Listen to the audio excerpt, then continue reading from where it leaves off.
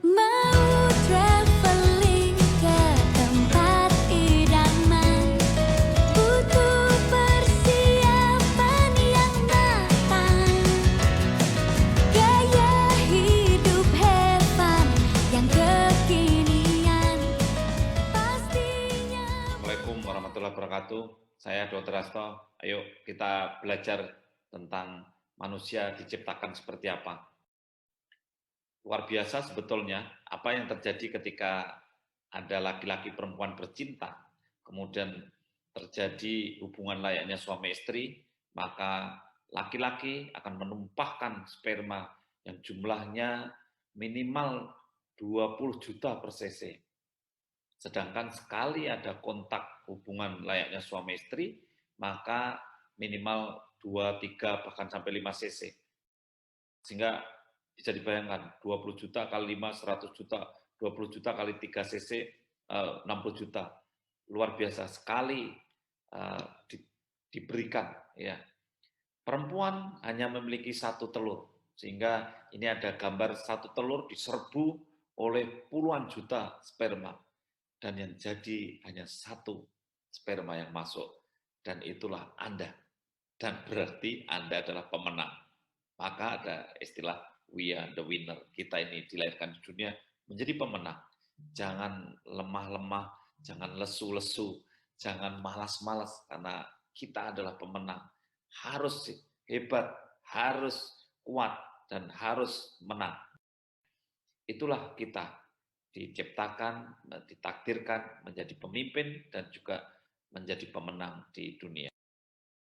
Setelah terjadi pertemuan antara sperma dan telur, kemudian berkembanglah ini dari 2 sel menjadi 4 sel, menjadi banyak sel, kemudian akhirnya berkembanglah calon manusia itu.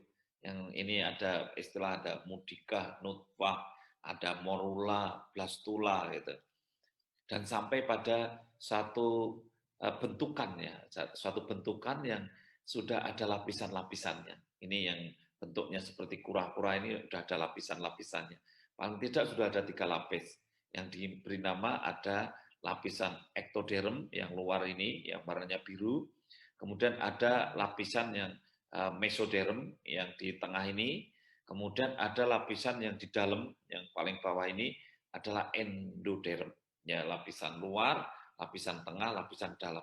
Dari situlah manusia berkembang di dalam rahim seorang ibu. Ya. Unik memang ketika yang berkembang itu ada yang dominan lapisan luarnya atau ektoderm, ada yang berkembang lapisan tengahnya yang dominan maksudnya, kemudian ada yang berkembang yang dominan lapisan dalamnya atau endoderm, endomorf, mesomorf, ektomorf itu. Nah, ternyata Tuhan Allah Subhanahu wa taala sudah menciptakan nasibnya sejak dari dalam kandungan. Kenapa? Mereka yang masih embrio ini, ketika yang berkembang itu lapisan luarnya yang lebih dominan, maka besok akan menjadi orang yang langsing. Ya. Jadi meskipun makan banyak itu tetap tidak gemuk, ya langsing gitu ya.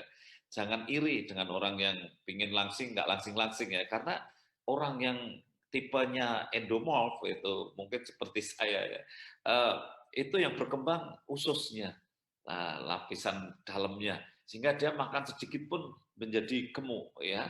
Ini contoh yang endomorf. Nah, yang atletis yang berkembang ototnya, mereka yang berkembang mesomorf itu jangan iri juga kalau ada orang yang luar biasa, olahraga hebat, atletis gitu ya. Inilah kita kemudian mengenali ada orang yang tipe-tipenya berbeda. Ingat Bapak Ibu sekalian, yang tipenya ektomorf ini yang berkembang saraf dan kulit. Dia lebih banyak berpikir, kalau diminta pertimbangan itu banyak ya, pertimbangannya banyak. Sehingga kalau ketemu orang yang langsing, meskipun makan banyak tetap langsing, jangan harapkan bisa pukul dulu urusan belakang, pasti harus banyak dipertimbangkan. Ada yang tipenya mesomorf atau endomorf ini bisa saja dia ya harus pukul dulu urusan belakang. Memang tipenya beda-beda. Yang berkembang yang tengah ini ototnya, kemudian yang endomorf yang berkembang ususnya.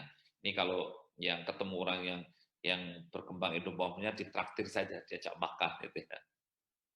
Kenalilah dirimu sendiri dan kemudian juga mengenali orang lain. Saya akan sedikit bicara bagaimana kita ini dalam penciptaan tadi, kemudian ada yang jadi laki-laki, ada yang dari perempuan.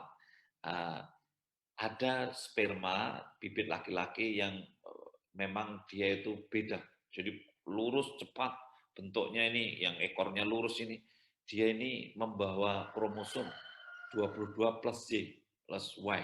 Ini jenis yang laki-laki. Kalau ketemu telur semua telur adalah X, ya, tidak ada Y-nya. Maka akan menjadi laki-laki. Jadi laki-laki itu ketemu kromosom Y, ketemu X, akhirnya XY, itu jadi laki-laki. Ya. Kalau ada sperma yang lenggak-lenggok, agak lambat jalannya, itu ciri-ciri sperma yang X itu ya, itu sperma yang mengandung unsur X. Kalau ketemu telur, karena telur itu unsurnya X, maka jadilah XX dan kemudian jadi perempuan yang cantik ya, molek gitu ya. Itulah bagaimana laki-laki dan perempuan itu bisa terjadi. Mungkin lain kali saya bisa terangkan bagaimana supaya bisa anak laki-laki, bagaimana supaya anaknya bisa perempuan. Tuhan menciptakan kita cepat sekali. Ya, coba kita lihat 5 hari, 28 hari seperti itu, dan sampai pada satu titik 47 hari itu sudah lengkap kepala, pundak, lutut, kaki, dan telinga, mata, hidung, dan pipi. Sudah seperti itu. Tahap embrio ini selesai di 56 hari itu sudah selesai. Kemudian masuk ke tahap fetus atau tahap janin. Oleh karena itu pesan yang perlu dicatat, kalau kita ingin melahirkan anak yang sehat, tidak cacat, memang persiapannya bukan setelah hamilnya kelihatan besar. Karena hamil 47 hari ini adalah baru telat 1 bulan. Ya. Sehingga persiapannya justru sebelum hamil plus hamil di minggu-minggu bulan pertama itu. Karena disitulah pembentukan organ. Kalau mau jadi cacat, mau jadi tidak benar di situ.